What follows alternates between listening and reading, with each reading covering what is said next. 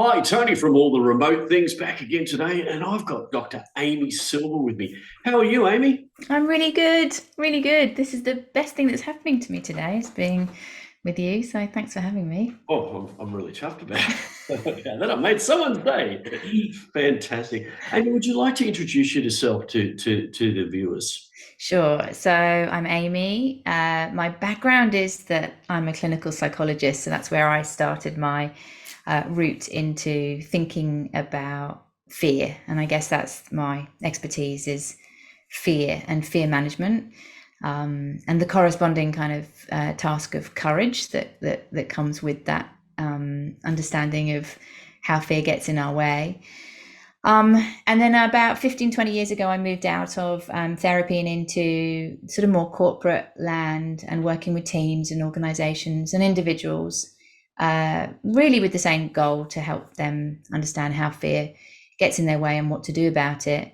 And so now I run programs globally now, actually, which is quite exciting, really helping individuals, teams, whole cultures lean into the courage that it takes to have the conversations that matter, the connections and the relationships that make work work, and head into all of the unknowns that we are getting very familiar with in a high performance way. So I do executive coaching, I do team executive team retreats, and I have programs that help organizations increase their courageous conversations at work. Fantastic. And how we know each other. Well, there's a couple of ways we know each other. I actually stumbled across your book and knew of you, but then we've had the pleasure of speaking on some tickets at the same time and crossing over because with the remote agility framework, obviously we talk a lot about psychological safety and empathy and those fear structures that happen exactly. So that's why I wanted to actually get you on today because that's some of the stuff that really piqued my interest listening to you talk. And I'm just going to go to a quote to preface the conversation. So, one of the great quotes that I heard you say is, I don't believe we want to be fearless. Fear is here to guide us towards growth. I want to show people how to manage their fears and their communication fears so we can be the best version of who we could be. And you were saying that you focus on fear. So let's talk a little bit about that. Mm. Talk to me about what you're seeing in this fear hemisphere. Look, I think fear has been growing in people's awareness of how it limits us. And, the last couple of years have absolutely given us a lot of topical and easier ways to talk about how fear interferes with us than we possibly had more than a couple of years ago. We used to talk about it in agile worlds and transformation worlds as kind of the fear of change or the fear of adopting new things or the fear of letting things go or the fear of delegating or the fear of the unknown. We've always talked about it, but I actually think the last couple of years has been a really an amazing opportunity to voice some of those fears in a bit more of a kind of, okay, well, let's just accept that there are fears rather than me having to persuade people that fear was actually getting in people's way. Now we kind of know it. So there's this sort of, I guess, truth of the way in which we're hardwired, the way in which we've evolved, which requires us to understand that fear is a really natural part of how our behaviors happen. We act through the lens of fear often. Sometimes it's around physical fears and protecting ourselves physically, and sometimes it's around social fears and the fear of rejection or the fear of things getting things wrong, or the fear of failing, or the fear of not having purpose, or the fear of new things. So these fears have a really powerful implications on what it is that we choose to do. And I think now we've got this reality set that we can actually name those things and turn towards them and kind of go, okay, are they useful fears or are they not useful fears? Are they controlling my behavior more than potentially they should in terms of me operating at my best self level?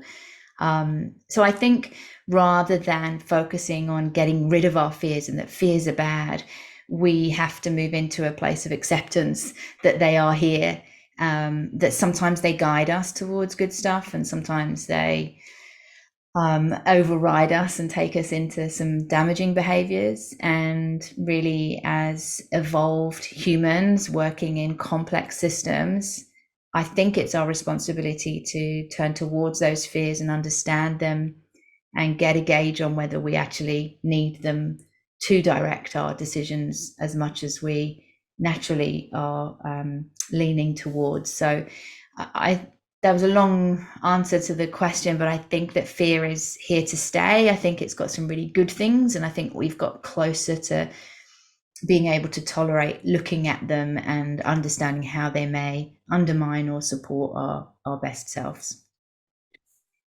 I like that. And I want to just dig a little bit deeper into that. So, you are a trained psychologist, right? And so what I see in my industry, and I'll put my hand up, I have been an agile coach and cross coach and blah, blah, blah, blah, blah, right? And what I see is people stepping into the realm of trying to coach these kinds of things.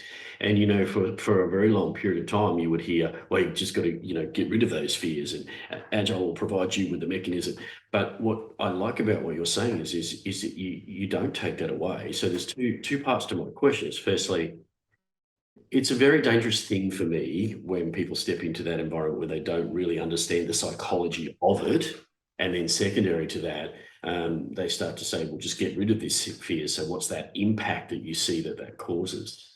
Yeah, and I think, look, I've sort of done a fair bit of supervising agile coaches in this because I actually think it is, um, obviously there's such power in agile practice, and such evangelism that it can sometimes override what we know about humans, which is actually this is really hard for the human brain. And when there's a mismatch between the enthusiasm of the coach and the struggle of the humans in it, it leaves room for the failure for this kind of marriage of potential ideas. So I think it is an interesting kind of dynamic for coaches to face into it and to think about how absolutely identity driven a lot of these fears are that stop us from just doing something new. It's just not that easy, and so yeah, we need to appreciate the risks that people are having to take and how hard that can be. I think I've garnered this over I like to say I'm in third decade of doing this stuff, so we'll leave it at that age group. I like to think that I've come to that point where I go, that's not a space I should be operating in. I need to engage, or I need to help you find someone to engage that can help you in that space. So I think that's a very important thing. And again, one of the reasons I got you on today is because I think, this is something that we need to look at is that you can cause a lot of damage, both personally and organizationally, if you don't know what you're playing with in that. Yeah, and also to the individual who's in that position, because then there's a lot of self-talk about why can't I get this to work? Why can't, why am I failing here? And if only I could find the magic thing to say, or, and I think that sort of self-flagellation piece is kind of quite likely when we're trying to change a system or trying to, is we want it to work so much, but then when it doesn't, or it's tricky, there's this piece of what have I done that's kind of not enabled this to happen. Or so I think that there's a self piece in there too that is really powerful to turn towards. And I think a lot of coaches and a lot of systems that are consultant driven or with stuff to do, that's quite likely to happen, is that people turn on themselves and say it's something to do with me. Yeah, I agree with you. So I think it's a good avenue, for people to understand how they might find some of that help and get involved. Now, before we go further into this, I just want to go from how you got into this, right? So I understand you obviously practicing and done the required universities and those sorts of things that you would do. But what brought you to the avenue of looking particularly at fear and particularly in organisational constructs, leadership, and teams? I'm really interested how you went from there to there, because it's not a general progression that we see.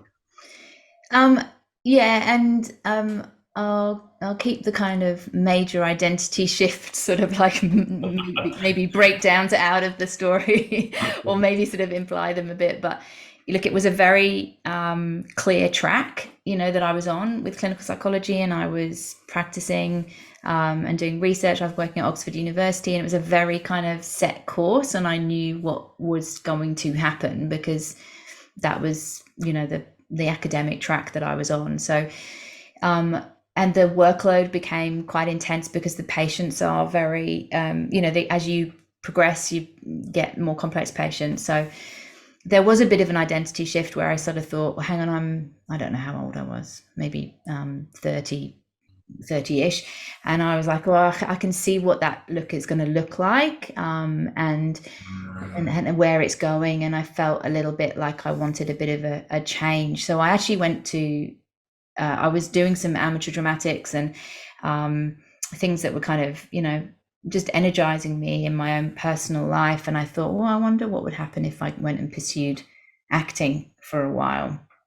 So I left psychology and went to do acting for a while, and so that process of self change and letting go of quite a lot of what I had hung quite a lot of my life up till then on, which was not the fear of failure, but the drive to succeed, I guess, and what I had imagined what would be suddenly changing into something different.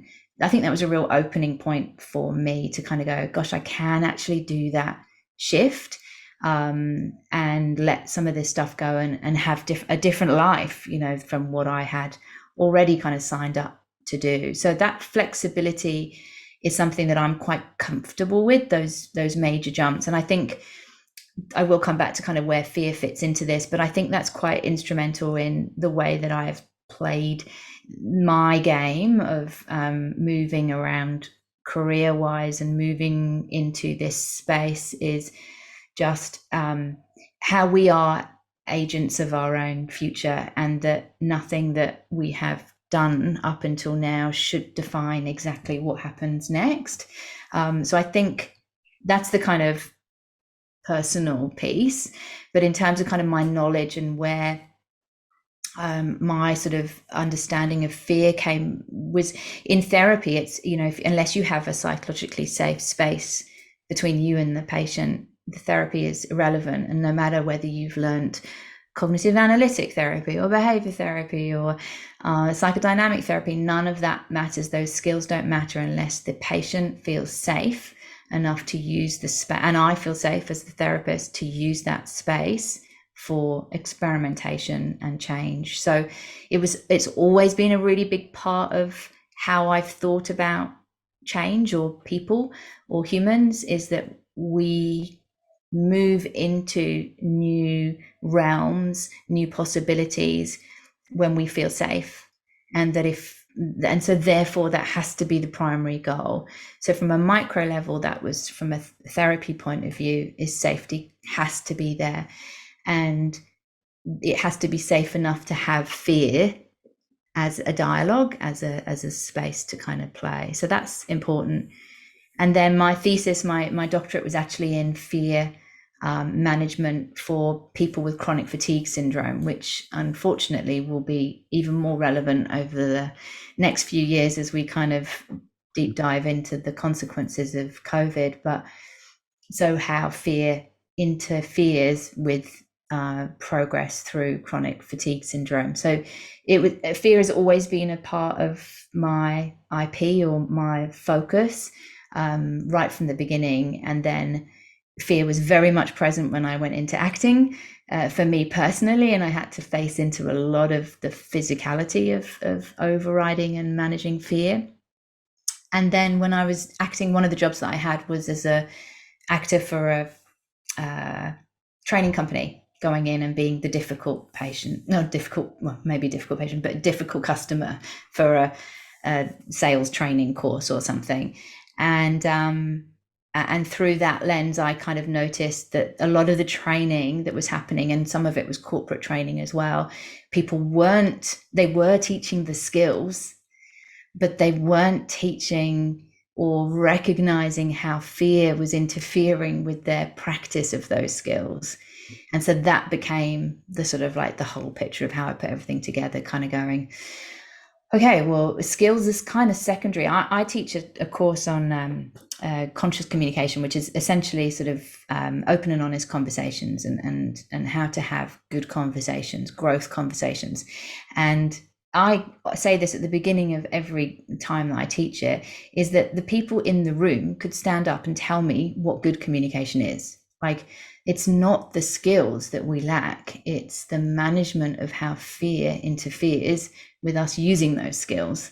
And so that is what my work is really trying to help people understand this dynamic between what we know and what we want to do, and where fear is something that kind of sidelines us or pushes us towards something that isn't what we want to do. There's an interesting link with what you're saying there to the remote sphere now, and you sort of prefaced it a few times with what's happening. So we moved into this remote and hybrid, no surprise to anybody. However, what that's created is a change in leadership, particularly, who've struggled with changing the frame of reference. And I've seen some terrible studies coming out at the moment where there's monitoring of people's work through programs so they can tell how long they've been at the computer and their keystrokes. And this is causing, to my mind, there's a twofold thing here. It's like an organizational PTSD that's bubbling away, that's about to strike us, because there's a fear from leadership of how they manage in a different way. And then there's a fear for the people how they're going to be managed in a different way. What's your thoughts on that? I think it's, we have moved out of, I think we proved that we work harder when we're remote than when we were in the offices. I think that has been proven. People really went over and above expectations to make what was happening still a workable space for us as a society. So I feel like that bit is, tick. We did that. Now I think organizations are kind of going, okay, but when the crisis subsides and now people are choosing this because it's actually more aligned with who they want to be, rather than we have to do it. So, are we going to have the same sort of work ethic, the same commitment? And there's this kind of potential for this divide between, what's good for the organization and what's good for the humans that are actually running the organization. So I think that divide will start to really become clearer. And obviously some organizations are coming down with these more mandated sort of expectations and others. And I just still feel that we just don't know what's going to happen. And I just don't feel like we're anywhere near the end. We are still very much at the beginning of what all this means. And as such, I think some companies, some organizations, some leaders will make mistakes. And I think through that process, we will learn more. And so, I think it is an interesting, I just keep saying, I'm so happy that we are kind of existing through this momentous period in time, something that, future generations will be learning about, like we learn about the Black Plague. It's just this incredible evolution that we are currently in. And what an incredible time. I think we have an opportunity through things that you're working on, hopefully things I'm doing, but there are others as well to make it a To positive. shape, yeah, to Not a shape negative it. change. Yeah, somebody said to me the other day, "Do you really enjoy working in this remote thing because you realise you're at the forefront of a change that's going to be?" And you just said it then, and I've never really thought about that. I'm just doing what I think necessarily needs to be done. So it's an interesting conversation in itself. I think like one of the things that's just incredibly in my awareness as we kind of so for example, I'm running a program and I've been running it in an organization for 18 months, right? So most of that has been online. And now, because the organization is mandated 3 days a week back in the office, and they're trying to entice people back into the office and feel good about being in the office. So the training days with me would be an opportunity to kind of, make that happen, or that it's now in person. And so then I've got this real, visceral kind of connection to remote versus in person for these days. And online there is this incredible access very quickly to people's real life, and it means that we 100% know that these are humans in this, online, in this space. These are humans, and I automatically have this information about their lives. And they automatically, because they're in their Ugg boots or whatever, they are still them. Yeah. And when we go into the office, there's just this bizarre piece, which is obviously exacerbated by everybody's slight anxiety about being, physically together. And it's just that automatic screening that we do that comes up when we're trying to be who we think everyone needs us to be in an office space. And it's just this like really like, okay, I've got to get through that layer quite quickly to remind everyone, no, we're still humans. We might be sitting at kind of like desks and in a U shape, and there's a screen behind, but we're still those people that wear Ugg boots. It's a really funny kind of moment where he's got, I don't want to lose what we had and what we could still have, just because the cues are there for people to be, in an office. It's a really interesting. I'm very aware of it when I train now. Yeah, it's a great balance. I use that saying in you will have heard it before, but your work is in your home and home is in your work now. But when we take it away and we go to the office, it's not anymore, and that's exactly what you're talking about, right? And that's where the hybrid thing comes into it. Yeah, and just how do we, as a population, as a human race, identify how damaging it was, and to compartmentalize ourselves, and how risky it is as we return that we will go back to it, and how do we keep hold of what we've gained, in the face of this huge pull to return to what feels normal in some respects, even though we know it's bad. It's a really interesting human desire to kind of head towards comfort, as opposed to what's going to serve as well. Yeah, I think, and again, I think that's the part we play now is to try and help shape that and see how we can enable that. I want to sort of go in a slightly different direction now. It would be remiss of me not to mention the fact that you've written a brilliant book around fear, which is called The Loudest. I'm going to get it. Look, it's Well, there. here's one that we prepared earlier.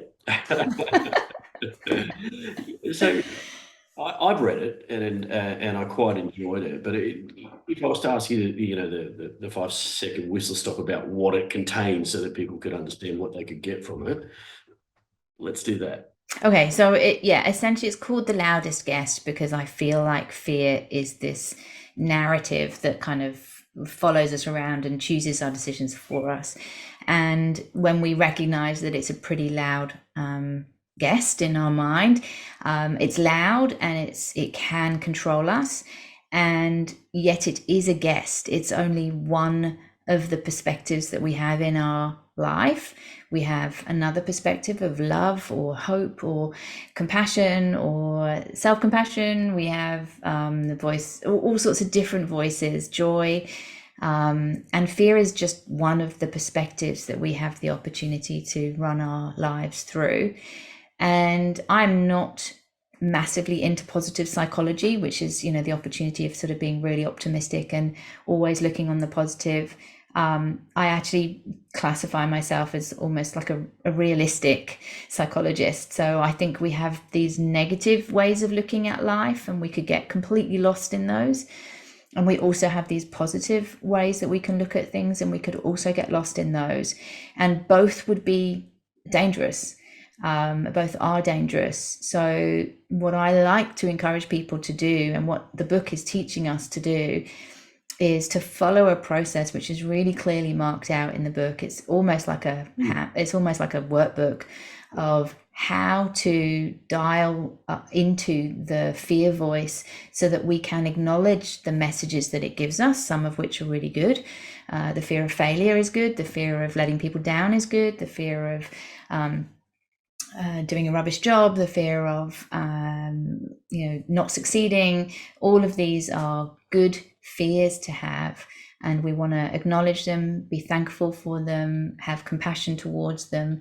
But we want to evaluate when they tip over into that damaging space. So the Loudest Guest is really about almost trying to personify fear, give it a character so that we can turn towards it, listen to it, take on what we want to advice wise, but override it with courage if we need to do something different, and maybe use one of the other voices or guests in our heads to help us through that.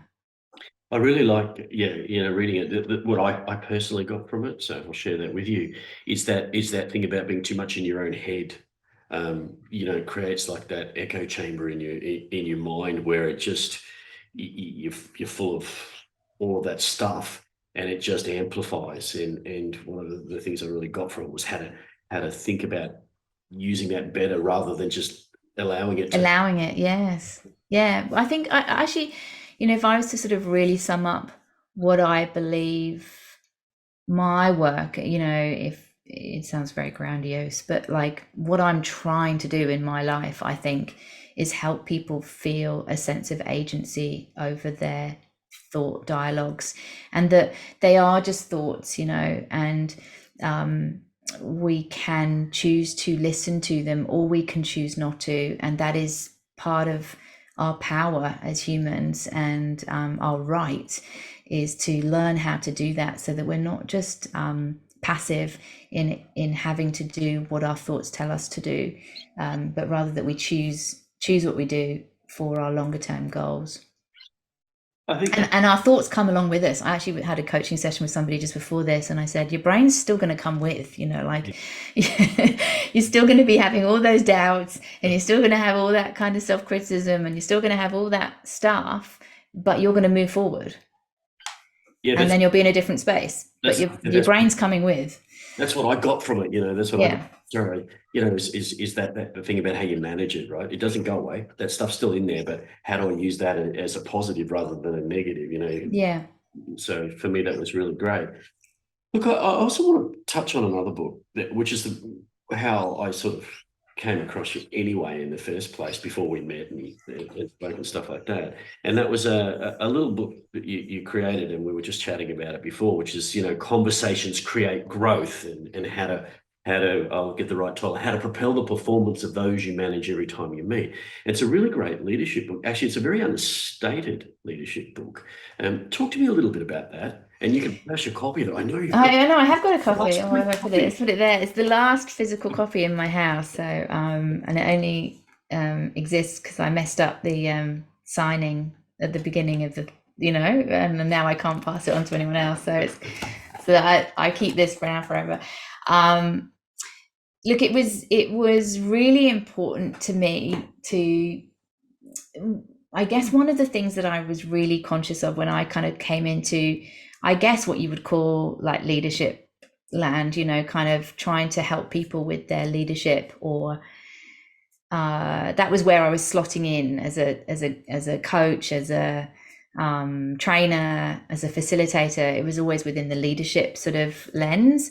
And it's just amazing to me, and a real disappointment actually in the psychology profession, of how trapped some of that information is in the mental health and therapy world, and how useful it is for everybody. I mean, not that we're all kind of not coping with mental illness too. Like, we probably, there is a whole area to speak of there, but it's these tools of how to manage the way in which we think and behave, that I don't think should just belong in the mental health context. I think it should be a right for all of us to learn. So I think that book was really around, was born out of kind of a couple of things that I was doing, which was around performance conversations, or how do you manage, or how do you lead? And I was running leadership courses, and it was just like, but there's all these things about, like, how to influence people, or how to motivate people, or how to help people step into change. That's what therapy is. That's the whole game with therapy, and all the tools that we have in psychology. Why are they not available for all of us to use? So there's things like motivational interviewing, which is probably kind of, an interesting thing within your work as well. But this, that I wasn't being talked about in the leadership land when I was kind of training. So it was just really interesting to me. When my first corporate experience I had between two children, I had a role for a market research company that needed to have a facilitator for some of their strategic kind of meetings for their clients. And so I went in and did that. And that was my first kind of real corporate experience. I've not really done it before. And I was just amazed at how present fear was in these meetings. And I was just amazed at these conversations that 100% did not create growth. They created fear, and they created panic, and they created division and silos. And I was just like, well, let's try writing some of this down in a book, and talk about how conversations are an opportunity for growth, not fear. So that was how it happened. And I think it probably has got quite a lot of tools in it that for conversations or for change, really.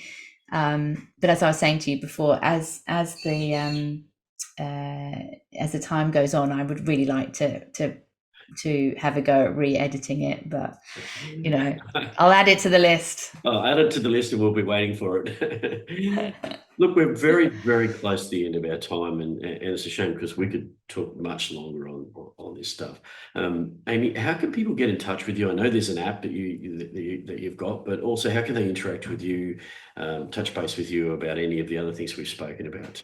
Oh, you're very kind, and I really appreciate you, your questions, and your curiosity. My website is really easy to find, dramysilver.com. Same on Instagram, same on LinkedIn. Really, I'm not very difficult to find. The books are all available through Amazon and Booktopia and Audible and wherever you like to get your stuff. And I have got an app, which I really love, by the way, and it's called the Courage Club. And it's really for anybody who wants to try and lean into living a bigger version of themselves in whichever area of their lives courage and fear may be kind of relevant. So whether it's physical fears, like mine, and I play soccer now as a kind of as a routine to keep me up on my fear of physical damage, and that helps me abate my fear and remind myself that I am strong and capable to put myself in fearful situations. So or whether your fears are more interpersonal, or maybe work related, or business related, or leadership related, we all have lessons to learn with how to move forward with courage, and the Courage Club app is possibly the place that you want to hang out. Fantastic. We'll drop that in the show notes for anybody who's watching, so that you can find that as well as the other links. Look, it's been fantastic to have you on all the remote things. If you're listening to this, don't forget to go and like and subscribe so that we can keep this thing running.